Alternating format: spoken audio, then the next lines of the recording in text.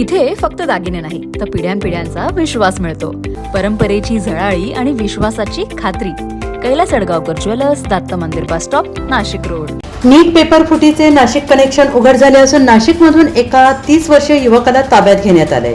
संशयित आरोपी हा BA-MS शिक्षण घेतलेला असल्याची माहिती मिळते आहे. मूळचा नाशिक जिल्ह्यातील नांदगाव तालुक्यातील रहिवासी. राजस्थान पोलीस आणि CBI कडून मिळालेल्या माहितीनुसार नाशिक गुन्हे शाखेनं ही कारवाई केली. दुपारी 12 वाजण्याच्या सुमारास या पेपरफुटी प्रकरणातील संशयित आरोपीला ताब्यात घेण्यात आलेला आहे. नाव, मोबाईल नंबर आणि पत्त्याच्या आधारे पोलिसांनी या आरोपीचा शोध घेत त्याला अटक केली. तर या संबंधित युवकाची मेडिकल काउन्सिलिंग एजन्सी असल्याचं देखील प्राथमिक माहितीत समोर आलेलं आहे. पोलिसांपासून बचावासाठी संशयिताने हेअरस्टाईल बदलल्याचं देखील उघड झालेलं आहे.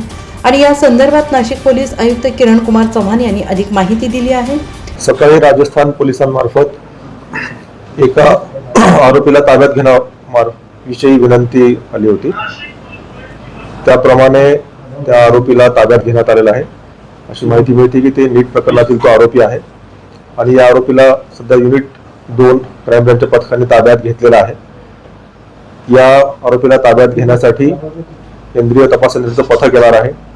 तो पथक आल्यानंतर त्या आरोपीला त्यांच्या ताब्यात देण्यात येईल. सध्या या प्रकरणात एवढीच माहिती आहे की राजस्थान पोलिसांच्या विनंतीवरून या आरोपीला ताब्यात घेण्यात आलेला आहे आणि जेव्हा त्यांचं पथक येईल त्यानंतर या आरोपीला त्यांच्या ताब्यात देण्यात येणार आहे. आरोपीने त्याचा वेश बदललेला असल्यामुळे, केस कापलेले असल्यामुळे त्याला सुरुवातीला माहिती मिळत नव्हती. परंतु तांत्रिक कौशल्य आणि पोलिसांनी जिकिरीने तपास करून युनिट 2 क्राईम ब्रँचच्या पथकाने त्याला ताब्यात घेण्यात आलेला आहे आणि त्यांच्या ताब्यामध्ये आरोपीला देण्यात येणार आहे. NCN न्यूजसाठी रोहन दानी, नाशिक.